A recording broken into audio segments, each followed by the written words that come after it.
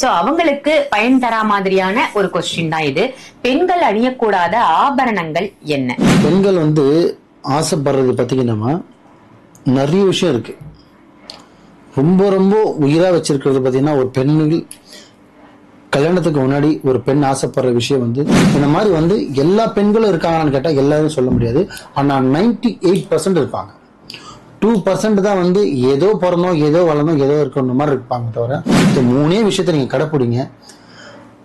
தன்னால உங்களுக்கு நகையும் சேரும், வருமானமும் வரும், உங்களுக்கு கஷ்டம் இல்லாம வாழ்க்கையும் நீளும்.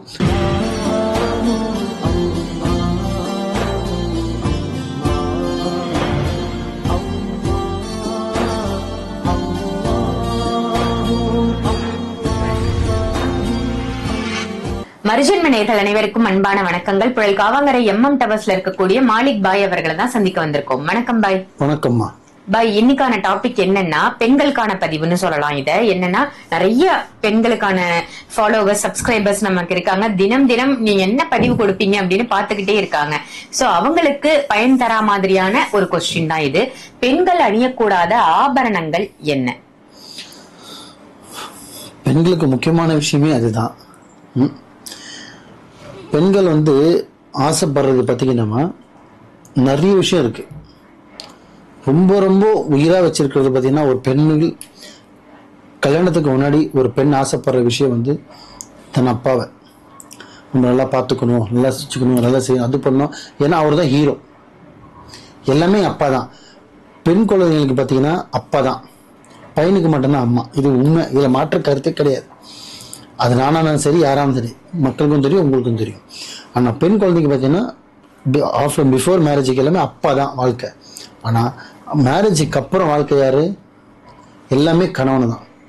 அந்த கணவனு கூட எதனா ஒரு விஷயம் நடந்துச்சுன்னா கூட அவன் சொத்துலேருந்து எல்லாத்தையும் கூட இழந்துருவாங்க, தவிர அவன் கணவனை இழக்க மாட்டாங்க. இதுதான் பெண்ணோட ஒரு சைக்காலஜி. எப்படி எவ்வளோ கணவனை மெயின் செட்ல வைக்கிறாங்களோ அதுக்கு ஈடு அப்படியே வைக்கிற ரெண்டாவது விஷயம் நகை. புரியுதுங்களா? மூணாவது புடவை. இது தவிர்த்து நீங்க நகை கூட நம்ம ஒரு வகையில கம்மியா சொல்லிடலாம். ஆனா புடவைன்ற அந்த ட்ரெஸ்ஸிங் சென்ஸ்ன்ற விஷயத்த பெண்கள் விட்டு கொடுக்கவே மாட்டாங்க. அது மாநிலமா இருக்காங்களோ, கருப்பா இருக்காங்களோ, வெள்ளையா இருக்காங்களோ, இல்லை சுப்ரீம் கலர்ல இருக்காங்களோ, ஆனா ட்ரெஸ்ஸிங் சென்ஸ் இந்த மாதிரி எல்லா பெண்களும் இருக்காங்கன்னு கேட்டால் எல்லாரும் சொல்ல முடியாது. ஆனால் 98% இருப்பாங்க.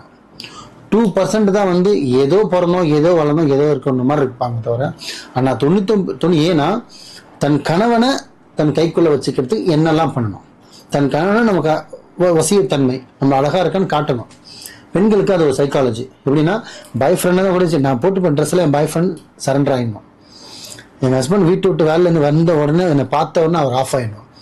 நல்லா பாருங்க, பெண்களை காலையிலேருந்து வீட்டு வேலை செஞ்சு, துணி துவச்சி, தாமம் கழுவி எல்லாம் முடிச்சுட்டு, டியூஷன் எல்லாம் முடிச்சுட்டு ஹஸ்பண்ட் வரும்போது பார்த்தீங்கன்னா மேக்கப்லாம் பண்ணிட்டு பூவில் வச்சுட்டு அழகாக நிற்பாங்க. அந்த கணவர் அது ஒரு ஃபீல்.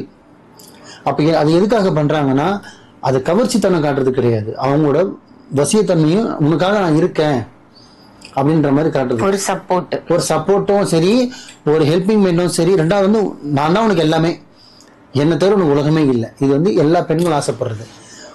என் உலகத்தில் நீ தான் ராஜா, உன் உலகத்தில் நான் தான் ராணி, நம்மளுக்கு நடுவில் எவ்வளோ இருக்கக்கூடாது. அது என்னோட அப்பா அம்மாவே இருந்தாலும் சரி, நான் ஒதுக்கிடுவேன். எனக்கு நீ, உனக்கு நான். இது எல்லா பெண்களும் ஆசைப்படுற ஒரு விஷயம். ஆமா தானே? அந்த மாதிரி இருக்கிற இடத்துல அவங்க கணவனுக்கு அர்த்தத்துக்கு போடுறது நகை, புடவை விட்டுருங்க. நகையில நீங்க ஏற்ற ஆபரம், அது எது போடலாம், எது போடக்கூடாது. பெண்களுக்கு ஒன்று சொல்றேன், நீங்க எவ்வளவு பெரிய வசதியாக கூட இருந்திருப்பாங்க, இல்ல மிடில் கிளாஸ்ல கூட இருந்திருப்பாங்க, இல்ல ஹைகோல் வசதியாக கூட இருந்திருப்பாங்க. உங்களுக்கு ஆசை கூட இருக்கலாம். சில பேர் போடுறாங்க, நான் போட்டவங்க எல்லாரும் அந்த மாதிரி ஆகுறாங்கன்னு சொல்ல முடியாது. ஆனா ஒண்ணு மட்டும் சொல்லிடுறேன், எங்க இஸ்லாத்துல பாத்தீங்கன்னா செய்யக்கூடிய விஷயம் பாத்தீங்கன்னா கோல்டு. அந்த கோல்டுல மெயின் கொலுசு காலில் போடுவாங்க. எல்லாருமே அணிவாங்க. இருக்கப்பட்டவங்க அணிவாங்க, இல்லாதப்பட்டவங்க அணிய மாட்டாங்க, வெளியில் அணிவாங்க. இருக்கப்பட்டவங்க 100% காலில் அணிவாங்க. இப்போ அப்படியே ஹிந்துஸ்ல பார்த்தீங்கன்னா, மக்கள் பார்த்தீங்கன்னா தங்கத்தை இடுப்புக்கு மேலதான், ஒட்டியான வரையும் கூட பயன்படுத்துவாங்க, மேலதான் எல்லாமே பயன்படுத்துவாங்க. இடுப்புக்கு கீழே தங்கத்தை பயன்படுத்த மாட்டாங்க. ஏன்னா அவங்களோட பூர்வீகமே பாத்தீங்கன்னா, அவங்களோட ஜீன்ல இருந்தே பாத்தீங்கன்னா இந்துஸ் வந்து தங்கத்தை வந்து பாத்தீங்கன்னா ஒரு லட்சுமியா பாக்குறாங்க. அதனாலதான் அவங்களோட எல்லாத்துலயும் லட்சுமி காயின் உங்களுக்கு இருக்கும், அது லட்சுமியா பாக்குறாங்க. அந்த லட்சுமி வந்து நம்ம கால் கீழே போடக்கூடாது அப்படின்ற ஒரு ஐதீகம் அவங்களுக்கு, புரியுதுங்களா? சோ அதனாலதான் வந்து காலில் இடுப்புக்கு கீழே அணையலாமா அணையக்கூடாதுன்னா 100% அணையக்கூடாது. நான் சொல்றது இந்து மக்களுக்கு, முஸ்லிம்ஸ்க்கோ கிறிஸ்தவர்ஸ்க்கோ நான் சொல்லலை. ஏன்னா சில பேருக்கு இந்த டவுட்ஸ் இருக்கு. சில பேர் போடலான்றாங்க, சில பேர் போட வேணான்றாங்களே. போடலாமா போடக்கூடாதுன்னா போடக்கூடாது. நீ கரெக்டான ஒரு ஆளா இருந்து கரெக்டான வழிபடுறீங்கன்னா போடக்கூடாது. எது? தங்க கொலுசு. ஓகேங்களா? ரெண்டாவது மெயினான விஷயம் இதுதான். ரெண்டாவது வந்து பாத்தீங்கன்னா, இந்த ஸ்டீல்ல மோதிரம் வாங்கி போடுறது, ஃபேன்சியா வந்து பாத்தீங்கன்னா இந்த இரும்புல வாங்கி போடுறது, ஐம்பொன்ல வாங்கி போடுறது, இந்த தவறை செய்யாதீங்க. ரிங்கோ, நீங்க கம்பல் ஸ்டைலா வாங்கி போடுறது வேற. இந்த ரிங்கு விஷயம்ன்றது வந்து குடுக்கல் கையை வந்து கொடுக்கவும் செய்யும், வாங்கவும் செய்யும். இப்ப நீங்க கம்பல் போடுறீங்கன்னா அது வேற, கொலுசு போடுறது வேற, மூக்குத்தி போடுறது வேற. அதுவே பாத்தீங்கன்னா ரெண்டே பொருள் தான் ஆணோ பெண்ணோ பயன்படுத்தணும். என்னன்னு? ஒன்னு கோல்டு, ரெண்டாவது சில்வர். பிளாட்டினம் அது கேட்டகரி கிடையாது, அது ஸ்டைலா இருக்கும். டைமண்ட் அது லக்ஸரி, அதை விட்டுடுங்க.